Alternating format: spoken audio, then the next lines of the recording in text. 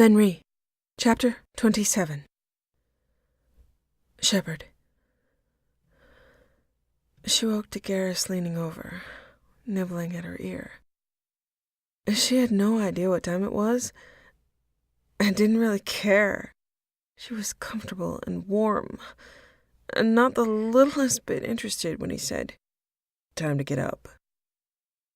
She kicked at him lightly because any harder and she'd break her toes.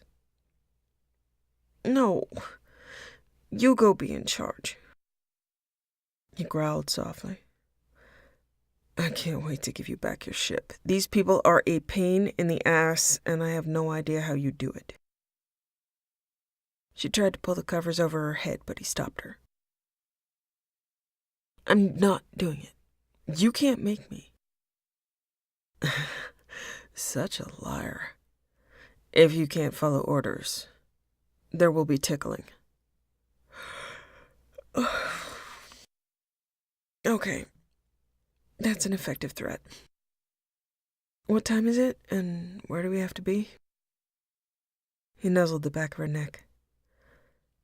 4 a.m., and there's time for a shower and breakfast before I pile all the crap back on your plate. You need to know what's been going on and decide whether Noir stays or goes, and then I recommend we haul ass to a Geth dreadnought that's been hanging fire while your lazy ass was in bed. Just exactly how much shower time are we talking here? He lifted her out of the bed. Seconds ticking away, the more you stall. She pointed to the shower. Lead on.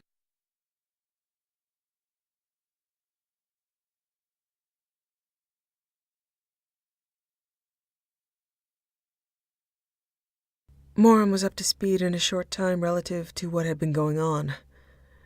Garrus fed her situations and assessments, and she was grateful for his quick thinking and prudent choices, salvaging her command and allowing them to continue on in their mission. Garrus led Moram to the CIC, salutes along the way and clapping. Joker stood up and saluted, and Edie stood and saluted. Garrus took the comm and relayed shipwide, "This is Commander Shakarian. I am proud of every single member of this team. We're flying, we're on target for our next mission, and you've gone above and beyond the call of duty. I expected no less from this crew. Commander Shepard has command of the Normandy, as of now." Moram felt ready to cry, but instead said, "Thank you. We're setting course for the next mission. We are going to kick the ever-loving hell out of the next challenge in our way and continue on until we have punted the Reapers back into retreat to whatever relay they can limp toward, and then we'll make sure they don't get through. In the meantime, I have 2 words for everyone to consider. Murder, paintball." There was cheering and a general air of confusion, which was probably best, considering how her command decisions often went. Garrus pulled her into an embrace, pressing his crest against her forehead. "Oh, thank the spirits, that is over. I hate your job. Don't make me do it again." She kissed him. "Yes, sir." I'm so conflicted. I love the sound of that, too. Joker interrupted with, "What the hell is murder paintball?" "Everybody who wants to volunteer to play gets a target from a list of players. We won't have full-on guns, but I'm thinking a pen-sized device with a temporary color simulation projection. Mark your target with the device, then take their target, move on to the next. People can team up after they're dead, form squads to support whoever they think they want to win, so even out of the game, you can still play. People can play when they're off shift. Edie put together a list of candidates. You can look up the rules. I didn't make them up. Ultimately, 1 winner. I need to talk to Ken and Gabby about putting together little pen zappers. Should be fun. Joker, we're on our way to Tikkun." "Aye, aye. I am up for murder, but I'm betting I'm out early on, and I won't make much of a squad mate. They can just shoot me in the back of the head, and I'm out." "So don't sit in your chair when you're off shift. But instead, you could always put together some Skillian 5 games as a public service.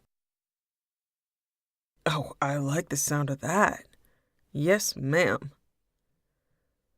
Moram smiled at Garrus. Okay, off to foment mayhem and check in with everyone. Joker, Edie, you need anything from me? Joker shook his head. I'm good, Commander. Great to have you back. Nothing required, Commander. I am sorry that I was unable to visit during your recovery. Yeah, I understand. You and Javik were distinctly absent, but I figure they were trying to freak me out the least amount possible. I missed your presence, Commander. Please do not do that again. I will do my best to comply. Garrus walked her a few yards down the corridor. Okay, don't fuck it up. Noir and Liara say you're not Leviathan bait. If you fuck up, we shoot you. We can't afford to have you not listed as commander. You'd lose your commission and we'd lose our mission. Everyone's watching. She smiled at him. Yeah, well, the whole ship's gonna be shooting at each other soon. Everyone gets a chance. It's just not a full mission arc unless someone's screwing with my head. Prothean beacons, Asari mind tricks, David Archer, Leviathan. I'll try to make shooting you non-lethal. He held out fingers in succession as he made his points. 1. Don't fuck up. 2. You fuck up, I shoot you. 3. You're tied to a bed until Leviathan goes away or until I'm done. Not seeing the downside here, if we're talking non-lethal. Knew you'd take it like a soldier. He kissed her and then cracked his neck. Work to do. Don't do anything stupid. Watching. Her lips twitched. Go be a hero. He waved goodbye. Someone's gotta do it. She watched him go before working her way through every person on the CIC, checking in, soothing nerves, and redirecting concern toward the mission at hand. Geth. She felt like herself, only better. She grieved and coped in short bursts, in the spaces between breaths, in lulls in conversation. She was okay. She just had more processing to do, and she fit it into moments of silence and walking and transport. Efficient, Liara had put it. There was a slow mental hum of what she considered to be comparable to unconscious defragmentation and maintenance of her thought process, categorizing information and calculations in the background. It wasn't as glaring as the Cerberus upgrades had been, or as difficult to assimilate. This was more organic, and had to do with the way her mind functioned. She was grateful for any edge. Briefings with Hackett and Anderson came quickly after, handing over the prize of Leviathan assistance and the help of Nara colony on the Crucible. She briefed them on her recovery from physical injuries related to decompression, which were enough to keep her down for the specified amount of time. Garrus and Karen had contrived to construct that story and keep it consistent. She was not averse to lies of omission in this case because Noir, Liara, and Karen had all agreed that she was fit for duty. Moram was not open to outside consultation, opinion, or second-guessing on the matter from anybody that wasn't on this ship. Noir had chosen to provide her aid to victims of Cerberus interventions after learning of them while on the ship and in Moram's head, and she was granted grateful permission. She'd take transport from the colony to the Citadel to aid refugees. A soft hug and a gentle goodbye were the results of that decision. Communication with Noir was easy because Noir had already put everything Moram needed to know about herself inside Moram's head. Friendship was assured, support was promised, gratitude was exchanged. With Garrus watching, and the warning that everyone was watching, Morin felt reassured in that odd way of being trusted with potential, horrific truths. She had just had some Leviathan upgrades and gotten her brain back. This was her shakedown run with a team that knew her well enough to call foul if necessary. Everyone was watching everyone already because of indoctrination potential, so being watched wasn't even something that wouldn't have happened on a given day. Situation normal. All fucked up. Garrus had handled their mother's death with lethal precision and elegant resolution. That loss was yet to be fully felt, but she consoled herself with the life and choices that were yet to be made. She would need to ask Garrus how to honor her loss and grieve in longer moments. But that was for the future. She headed down to the guts of the ship to make contact and reassure, explain the game of murder, and divert her junior engineer's attention toward frivolous pursuits with Adam's permission.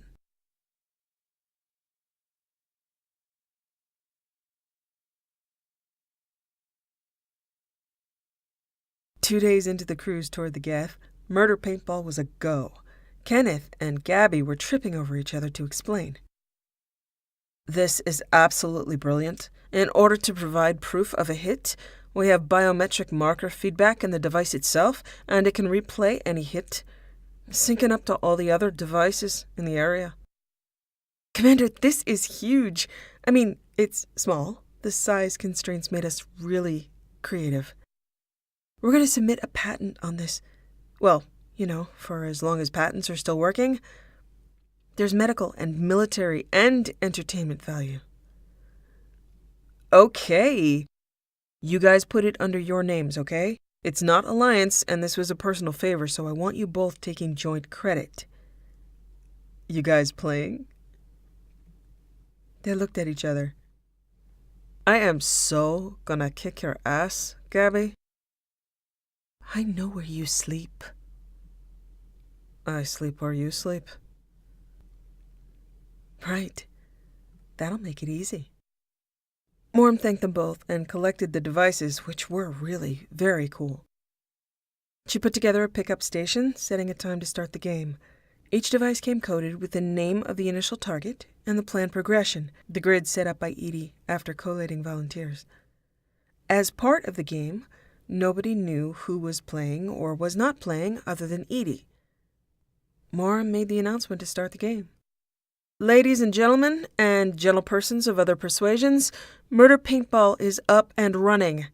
Rules are transmitted to your OmniTools, which will also track biometrics and hits in coordination with Ken and Gabby's death sticks. Everybody find time to thank them and buy them a drink or a spare part. No hacking. This means you, Tally, though if you guys figure out how, do let me know. Keep in mind that other people are working and may be annoyed by screaming, so keep it down. To those not playing, I beg your patience. No game activities on the CIC except for trash talking. Due to obvious privacy breaches, shower facilities are also off limits. Breaks are fair game.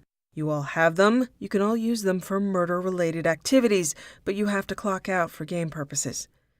If you are hunting, you can be hunted. If your death stick has juice, you're in.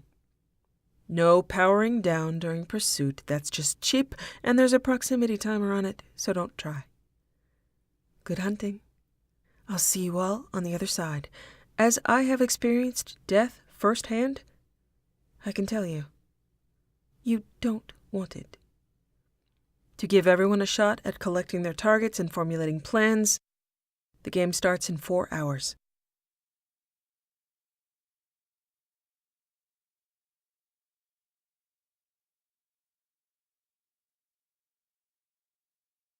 Two days later, Moram had taken down 4 targets and had watched people screech through hallways with shots and near misses, sometimes ignoring her, sometimes halting until she said, "As you were." And then hunter and prey went careening off into different parts of the ship. The hangar bay was very popular. People were found exhausted, sleeping where they usually didn't sleep, sometimes being murdered in their sleep. The elevator was declared off-limits 6 hours into the first wave. She should have thought of it. It was the main access point and was being camped by multiple parties. That did not mean getting on or off the elevator was that much safer, but at least business could proceed for those not playing. About 30 people were playing, and being on duty was also now time to catch up on what had happened during the previous shift. Joker had proceeded with Skillion 5. Vega was running Normandy Bloodbath, and she felt that morale was getting a much-needed boost. Being disoriented on a warship had given her a good idea. Despair wore at the mind, and it wasn't just her mind at stake. Some people had been murdered at range and had their information exchanged anonymously, so they had no idea who took them down. There was still a great deal of mystery as to who was actually playing. Cortez had been eating, and a splash of color had appeared on his shoulder from an impossible angle. She wondered whether he was exaggerating or if the beams had been hacked. Javik was not so subtle, and he had racked up the most number of notorious kills. Not much for stealth, but excellent at speed and precision. He'd gathered an impressive number of people following him as the projected winner. He specialized in blitz attacks, and Moram stayed the hell out of his way, having seen his team swarm through the hallway, reporting locations and planning ambushes. Javik at the center of the pack, difficult to target due to enthusiastic meat shields. Moram had spent exactly 5 hours a day, no more and no less, playing. She ate in her room. She'd gotten a combination of technical gear that she wasn't great at utilizing, but she was getting better. She wasn't bad. She had a cloaking device of the sort that Kasumi used, but Moram didn't have the training to utilize it as well as Kasumi did. Moram could be quiet and still, but there were still things that had to do with syncing of heart rate and breath pacing to the device that made it harder for her to stay stealthed. It was still excellent practice.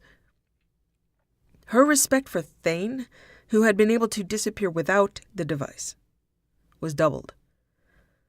It was still hard to believe that a tall, iridescently shiny green man had done what he had done every day while he was alive. Moram also had an image projector for distraction purposes and had managed to move around with stealth and mirage and had kept people off her. She played very defensively at this game. She'd learned her target's habits and she hid from other hunters. Moram had removed all the items from a locker and had hidden inside it until Flores was about to check in. Moram scared the hell out of Flores as Moram's death stick registered a score. Flores jerked back and then started to laugh. "Ah, damn it, Commander! I haven't taken anybody down yet. Can I join your crew?" Moram checked out her next target on her death stick. "Don't have a crew, Flores. Maybe help Javik. He seems to need it." "Congratulations, Commander. Glad I didn't put down money on this one. I am shocked to find that gambling is going on in here." Flores looked uncomfortable until Moram said, "It's a quote from a movie. Yes, I am aware that gambling is going on here. Breathe, Flores. All your stuff is in that locker right there. I did eat some of your food, though. You have good taste. The wrappers look full, but they're empty. I got bored. You took a while. If you tell anybody that I was here and that I killed you before this game is over, I will find you in your sleep and make you suffer. You can start breathing again after I leave. Clear?" She'd have boxes of what she ate delivered later, with some for herself. She had a lot of adrenaline between her hiding places. She also remembered a side effect of this game. Having to pee badly and developing cramps in places she had forgotten she had muscles. No wonder Flores hadn't taken anybody down. She'd had the luck to draw Javik first. Now Javik was Moram's target. This was going to take some prep. She had her stealth and her projector, but she also had access codes and creative thinking. After her clone had attempted to hijack the Normandy, Moram had learned more of the underpinnings of the ship, the access and output vents and maintenance causeways. There was a hatch leading to Javik's room, and even more importantly, one in the hallway outside. She returned to their quarters, aching and happy. Yeah, she was calm during actual battle, but this was just too much fun to not appreciate the rush that went with it. The rush was the whole point. Garrus was getting work done in their quarters, waiting for her. The huntress returns to her lair. She smiled and walked over to him, flumping down on his lap, his arms wrapping around her, kissing, commencing, until she groaned and stretched out in his arms. "You're missing a lot of fun, Garrus." He smiled and squeezed at her waist. "Yeah, well, I have a lot of work. Can't afford to play. Glad you're having fun." She leaned back against him. "Oh, lots of fun. We used to play this to make long tours less boring. No tech. I just used a wadded-up bit of paper with the name of your target. Just make sure you hit him above the waist." He lifted a brow. "I gotta look at one of those little weapon things. That's some nice tech." Kenneth and Gabby couldn't stop gushing. I couldn't stop being impressed. She twisted her neck. "Javik's next on my list. I have to figure out how to bring him down. He's got a pack." "Really? Do you have a pack?"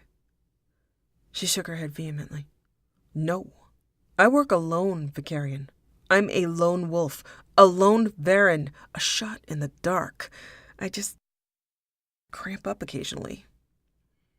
He turned to her and ran his hands over her shoulders, and then thighs for a while, and she melted into a happy puddle. "Come on. I have a little bit of time. How long does this take?" "I'm a lone Varan. Weren't you listening?" "Lone Varan with cramps. I've barely seen you in 2 days. Well, it was dark, but seeing wasn't necessary." He kissed the side of her throat. "Morim by Fish Tank Light is lovely and has a certain allure, but if you're going stalking, I can just sit by you and help you work out the kinks, so to speak." That sounds like an excellent idea. Okay. Javik is off duty in 30 minutes. We can get into position.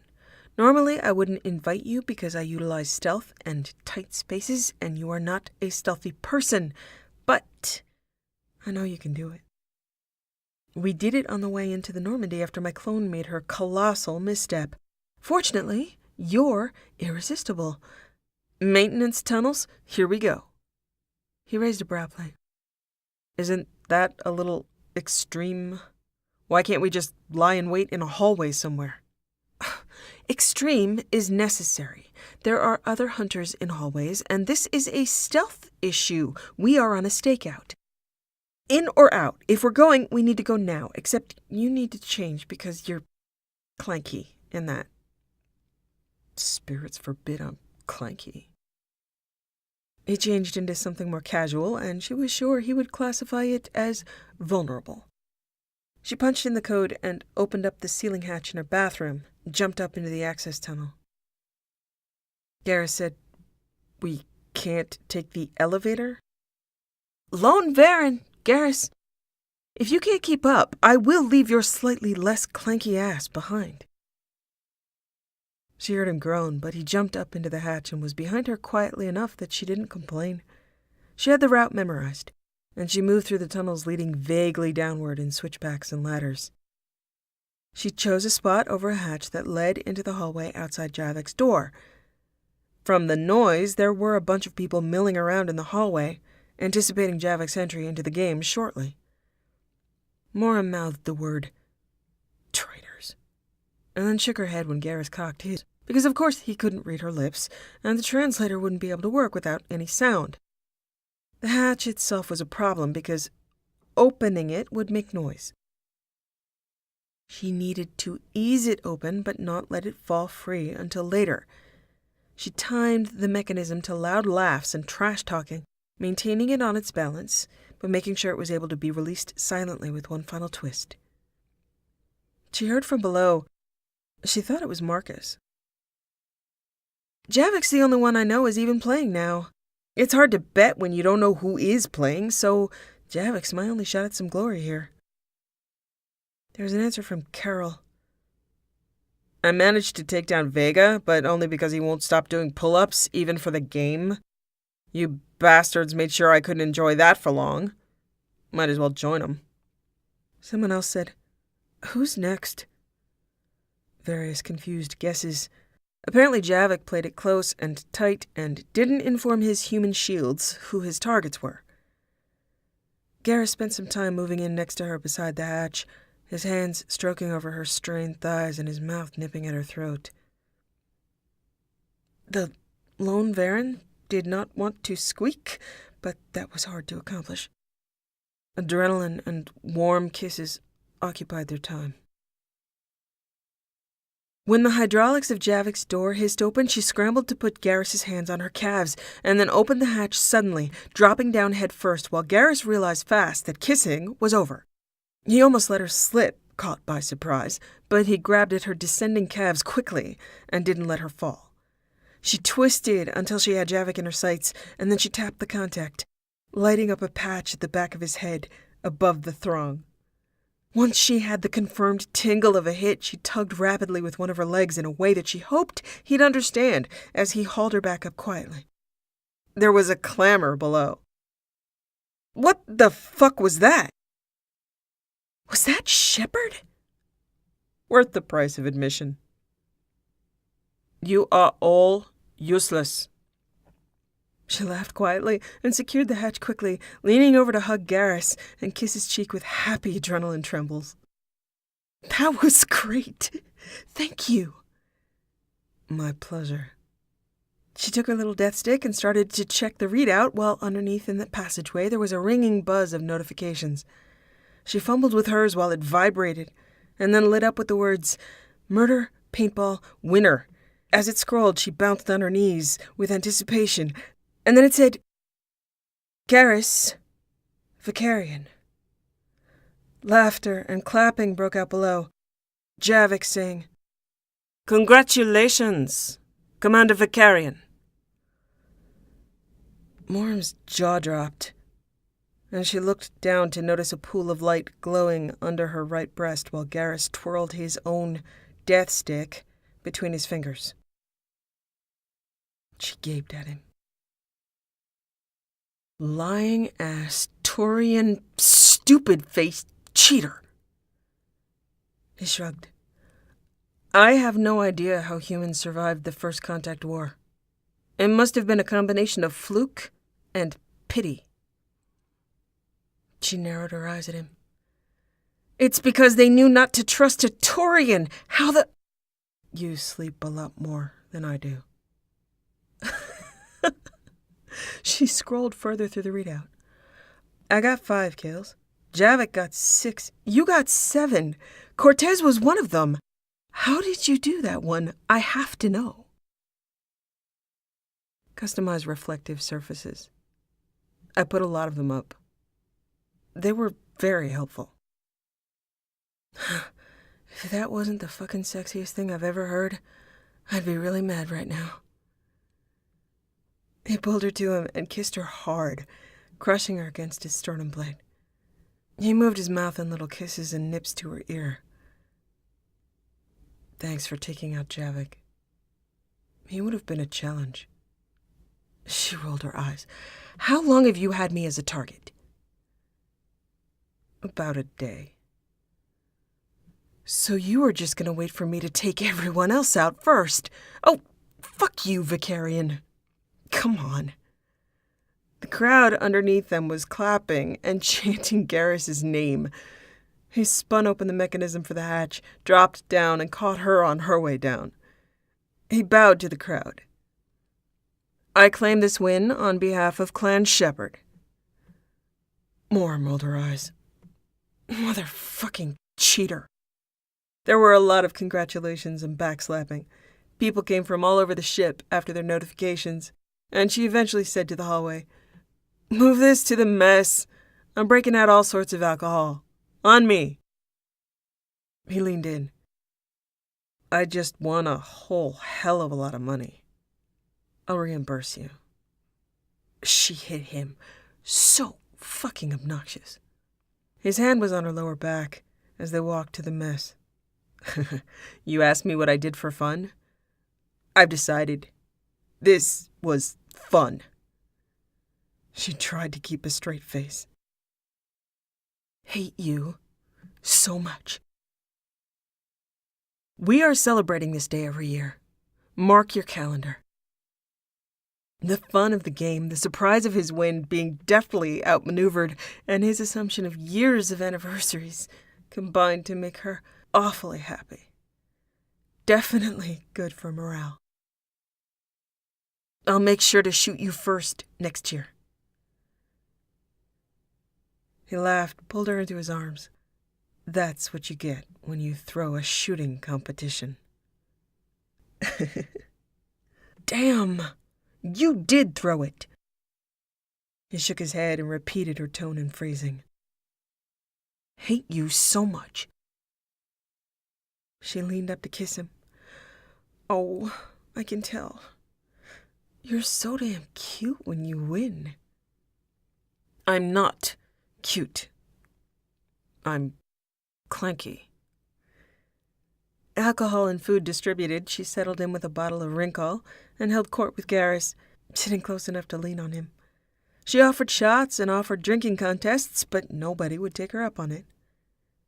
Vega said, Look, I can handle my liquor, but you're a biotic. One shot is fine, but I can't keep pace with you, Lola.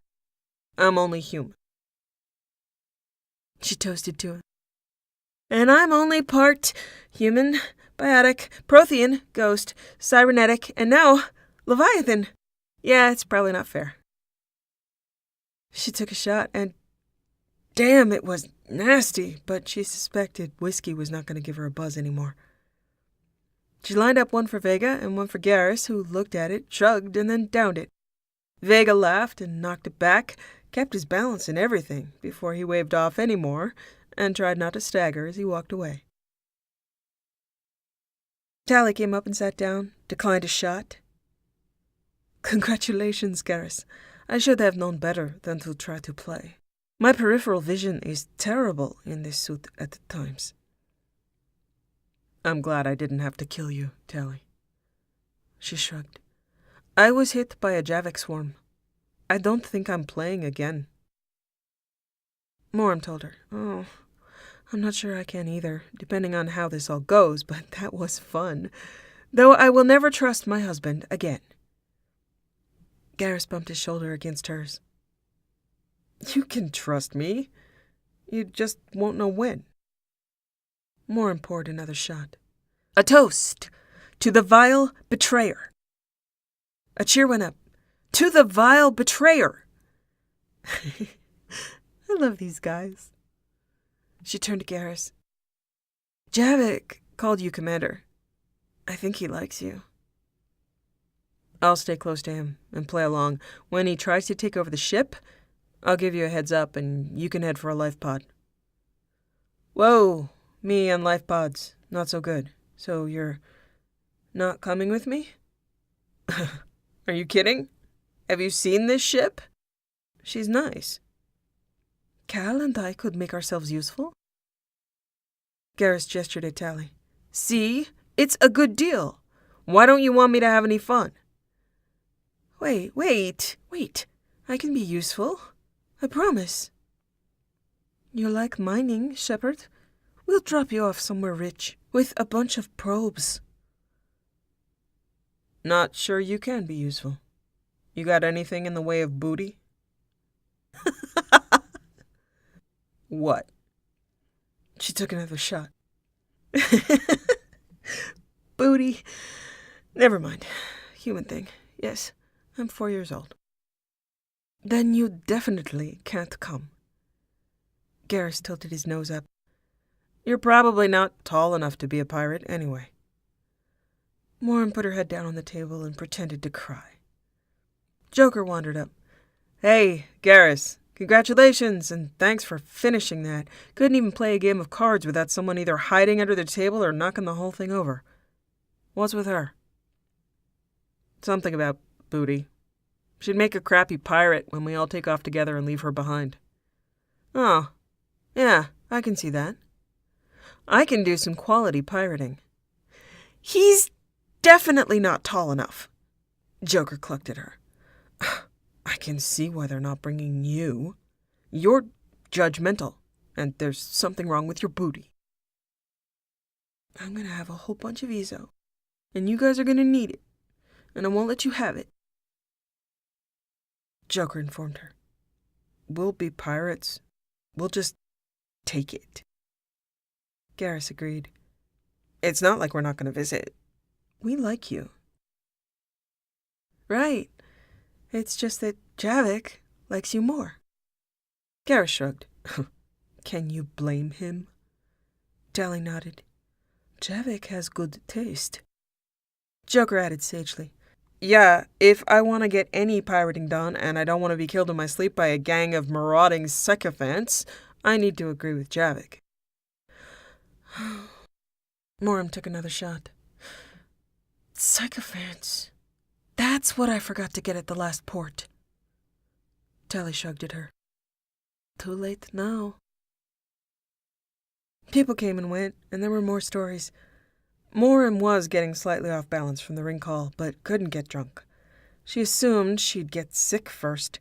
She kept giving Garrus shots at intervals, and he was definitely getting drunk. By the time the table was doing their best Shepard, I should go impressions, Garrus was heard to giggle. He put both hands over his mouth and then started to laugh harder and put his head down on the table. Moram steadied him by the shoulder. No, really, I should go. Come on, vile betrayer. Garrus tried to stand up, but he needed help. She hoisted him up, and he said, Whoa, elevation change. Give me a second here. Moram kissed his throat. I've got you. Come on, before we find out whether or not you snore under stress. Never. I growl. You like it. Yes, and I'll be jealous if everyone else hears it. Come on. He waved to the crowd, wishing people good night and condolences on their deaths, and he was given an ovation on his unsteady way out. Okay, we're going back through the maintenance tunnels. Think you can manage the ladders? His head thunked down, and he leaned more heavily on her. If by manage you mean fall asleep leaning against a ladder, then yeah, I'm good. She guided him to the elevator and leaned him up against a corner, said, Stay, and held him up when he started sliding down. You are useless, Shakarian. He shook his head. No. You're looking at it wrong. I'm not useless. I'm just receptive right now. Uh-huh. Receptive to being a doorstop. As long as it isn't really important that the doors stay open, I'm your man. She pulled him with both hands into the cabin and stopped his forward progress carefully to step down safely. You're my man. He leaned down to kiss her, missing her mouth and giggling again. Shakarian, what am I going to do with you? Strip me and take advantage of me, I hope. Or I can lie down. Up there. And guard the door. It seems like an awfully long way, though. How in hell are you not drunk? She shrugged. You had about half the wrinkle I had. I think I metabolize even faster now. He closed his eyes. Oh, shit. I was not paying attention. She started removing his shirt. Please be merciless. I like it when you're merciless. I'll put in a good word with the pirates. Joker explained the dual meaning of booty. I think you have a shot. Oh, no. I know better than to trust a Taurian now. He groaned as her hand slid over his body as she removed his clothes with teasing efficiency. She led him to the bed and helped him get in, carefully making sure that his fringe was protected by a pillow. "This seems way too merciful." She leaned over and whispered to him, "You're very delicate. The ways I can crack you by pushing you around, shameful." "Yeah, we're spiky and clanky. Do you know how many times I've stubbed my fringe on things? Especially as a kid. There's a whole ward for fringe injuries at Turian hospitals." "Don't tell anybody I told you that. It's not for outsiders." She unzipped her jacket, tilting her head as he talked, watching him. She shimmied out of her pants and he started to purr. She straddled his upper thighs. "You can tell me. I may not be a pirate, but I do have a clan." She rubbed her hands together, and blue light with streaks of dark smoke and silver flashes streamed from her fingertips and settled over his chest, spreading out over his skin like mercury and lingering before sinking in. He cried out hoarsely, his head straining back against the pillow as her lips worked. "Mercy is relative, Garrus, Shepard." A warm, heavy curtain of power fell through her from mind to toes, thinking of what to do with him and the quality of mercilessness being strained. She played with all the new things she could do with biotics and their effect on him. She could pour enervating light along his limbs, change the temperature, change the direction, cause it to pool. So she did, and then set her skin humming, leaning forward to follow the tracing of plate rifts with her tongue and fingertips. When his arms tried to come around her, she pushed them back and immobilized them with little crackles of sound and light. He stopped trying after that happened a few times, and instead shredded the blanket. She leaned toward his ear. "Control yourself now. No talons. No hands. Hold still. Be helpless, Garrus Shepard." She thought he was going to try to talk, so she spread more energy over him until his head was back, strained, hard breathing his only response. When his talons retracted, she kissed and nibbled along the plate ridges of his fingers, sucking one of his fingers into her mouth. He was trembling, bucking with the energy, and his spine stiffening every time she called him Shepard. She thought it, but didn't say it. "Your sin and strength is pride, my love." She smiled and set her hands to either side of his groin plates, making his cock reveal itself with shuddering speed and a groan from him. He made such lovely noises, purrs and growls and groans that coiled through her heart and squeezed. She wanted to hear them for hours. She didn't count on him lasting that long. Biotics and slow teasing and alcohol. She was planning on making him pass out. She charged her skin with renewing pulses of warmth and teasing penetration, the sensation drawing her nipples taut. With a soft She pressed her breasts together around his cock, licking at the tip, moving tortuously slow. The touch of her tongue to him, that addictive boost of reverie, that numb tingle. A fizz of dizziness joined all the other sensations swirling through her, and from her to him. The feel of biotics through her skin, her lips, her hands had his cock frantically seeking, twisting and turning, his voice broken and pleading. She drank in the way he said her name with longing interrupted by gasps and closed-mouthed straining sounds. Reverie didn't overwhelm her as it often had, but It didn't fade, slowly raising her lust, sharpening her hunger, and magnifying how good he sounded, how good he felt. She had her breasts pressed to the base of his cock, her mouth and hands resting moans and hisses in the spasmodic press of his open hands to the bed.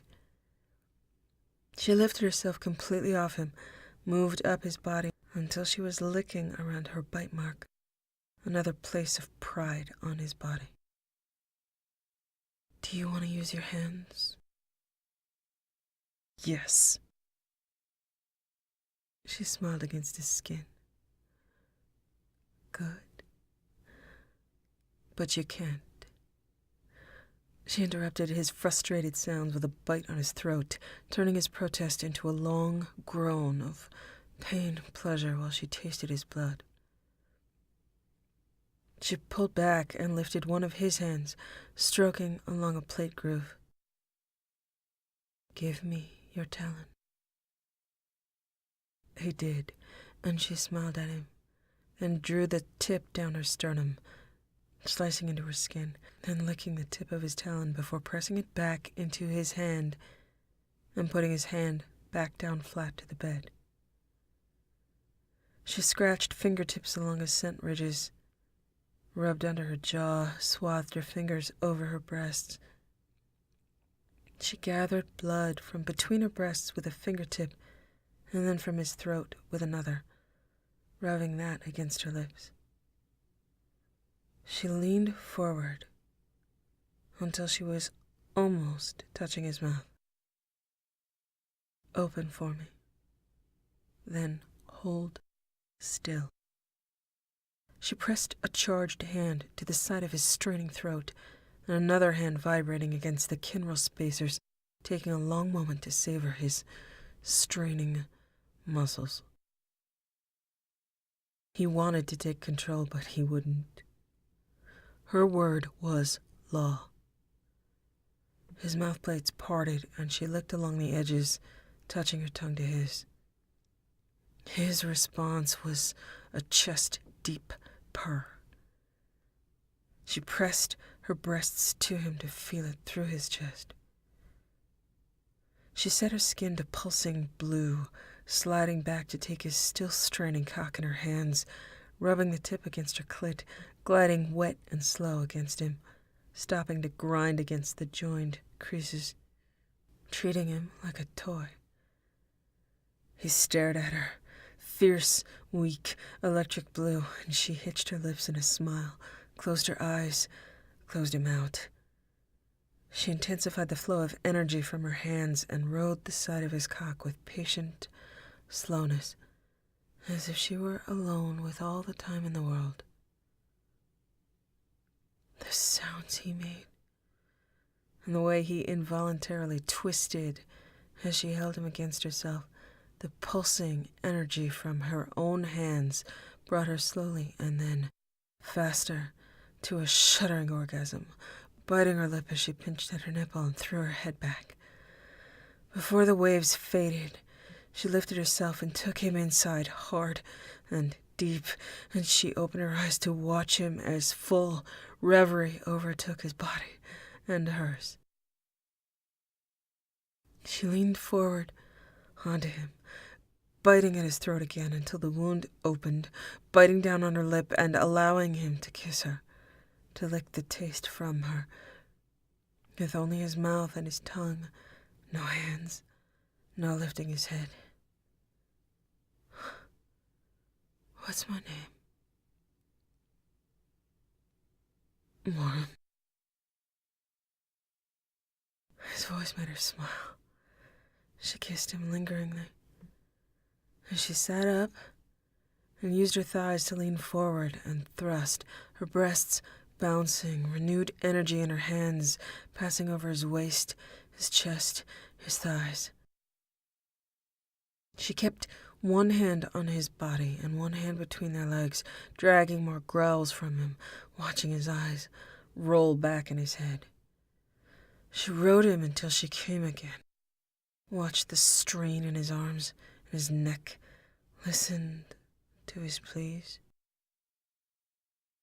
She stopped right before she thought he was about to faint, then leaned forward again, repeating the bites, the kiss, asking him what her name was.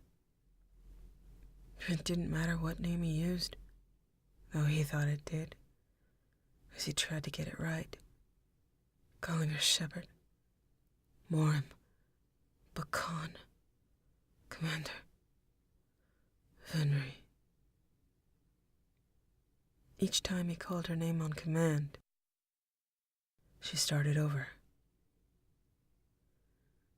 She stopped asking after he couldn't form any words, and then she drove him into the merciless dark.